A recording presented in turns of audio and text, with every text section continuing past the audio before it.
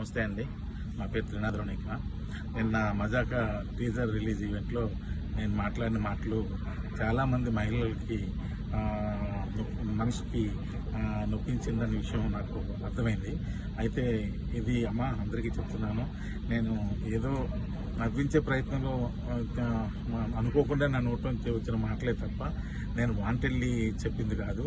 అయినా సరే మీరందరికీ మనసు నొప్పించింది కాబట్టి తప్పే.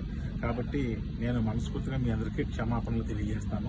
పెద్ద మనసు చేసుకుని క్షమించండి. ఎందుకంటే మా ఇంట్లో కూడా ఆడపిల్లలు ఉన్నారు. నేను అంశు గారికి కూడా నేను క్షమాపణ తెలియజేస్తాను.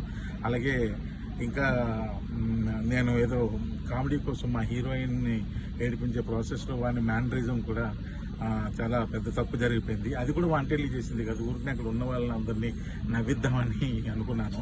కానీ ఇది ఎంత పెద్ద ఇష్యూ అవుద్దని అనుకోలేదు.